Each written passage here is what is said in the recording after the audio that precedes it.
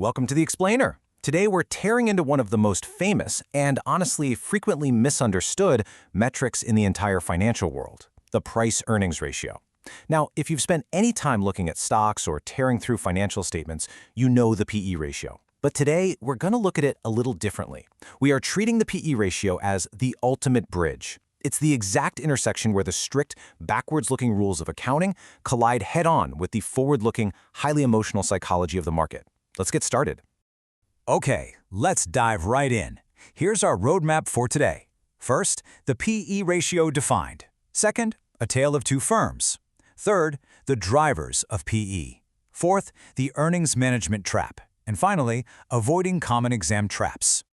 Section 1. The PE ratio defined. This is really the foundation of valuation. So, the price-earnings ratio. It's calculated simply by taking the market price per share of common stock and dividing it by the earnings per share, or EPS. It sounds like straightforward math, right? But I actually want you to think of this as a massive collision between two totally different worlds. Up top, your numerator, the market price per share, is purely driven by the market's hopes, dreams, and expectations for the future. It's fluid. It shifts every single second based on news and sentiment. Down below, the denominator, your earnings per share, well, that is grounded in cold, hard historical accounting data. It's a snapshot of the past, locked in by strict accrual accounting rules. So when you look at a PE ratio, you are literally dividing the market's hopes for tomorrow by the accounting reality of yesterday. Section 2. Scenario. Tale of two firms. A bit of a financial mystery. Now, what's really fascinating here is how two completely different companies can share the exact same accounting reality but look like total opposites to the market. Let's say firm A and firm B both report an EPS of exactly $2. The denominators are completely identical. Yet firm A's stock is trading at $60 a share, giving it a massive PE ratio of 30. Meanwhile, firm B's stock is sitting at $20 a share with a PE of 10. How on earth does that happen? Well, the secret sauce is in the numerator. Firm A boasts a high PE because it's a growth company. The market is absolutely thrilled to pay a premium because investors see top-tier earnings quality and incredible future prospects. They're betting that $2 EPS is going to balloon to $4 and then $8 in the years to come. Firm B? Not so much. It's seen as stagnant. Without that expectation of future growth, investors just flat out refuse to pay a premium. So the current earnings are the same, but the market expectations are worlds apart. Section 3. The drivers of PE. Let's talk market expectations.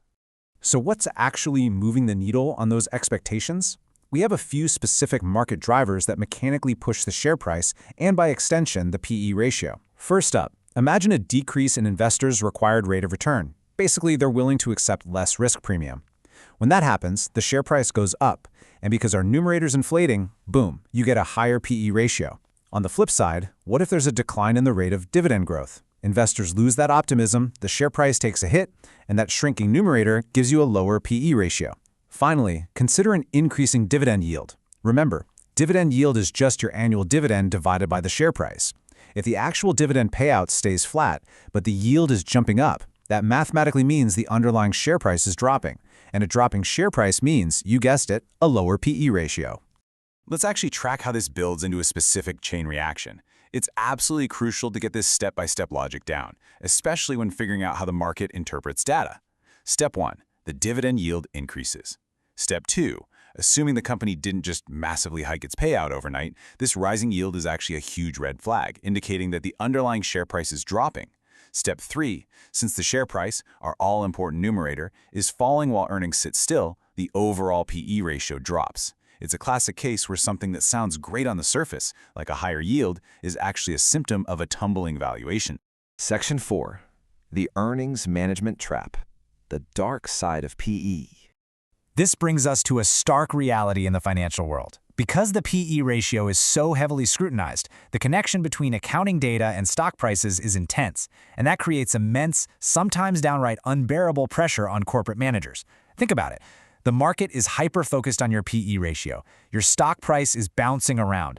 The one thing you as a manager feel you can actually control is that denominator, the earnings per share. This creates a really dangerous incentive to artificially smooth out or manage those earnings just to meet expectations and keep the share price inflated. And yes, as the source text explicitly warns, this can sometimes lead to fraudulent means. It's wild, but the very metric designed to measure performance can sometimes corrupt the reporting of that exact performance. Section 5. Avoiding common exam traps. because context is everything. So here is the absolute most important takeaway if you are prepping for an exam. The classic trap is being asked to evaluate a PE ratio in a total vacuum. If you see a question that says, Company X has a PE of 50 and Company Y has a PE of 8, and then asks which is the better investment, it is a trick.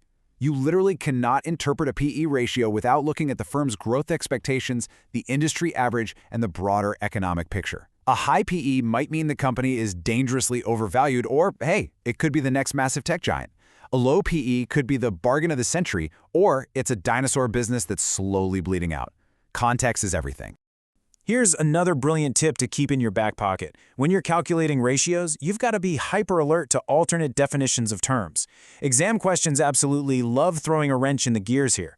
For instance, when calculating profitability or return ratios, the numerator might actually need adjusting. You might have to subtract preferred dividends or add back interest and taxes. The denominator, your equity or assets, might need adjusting too, like excluding idle plants or stating invested capital at market value instead of book value. Bottom line, always read the prompt super carefully to identify if the calculation requires a modified definition of earnings or equity. Which brings us to our final thought for the day. Next time you pull up a price-earnings ratio, I really want you to ask yourself, are you valuing the future, or are you just managing the past? As we've unpacked today, the PE ratio is way more than just a number. It's this delicate, incredibly volatile tug-of-war between market perception and accounting reality. It tells you exactly what the world expects a company to do tomorrow, while warning you about the intense pressure managers face to make today's data fit that exact narrative. Keep that tension in mind the next time you're sizing up a valuation. Thanks so much for joining me for this explainer, and keep learning.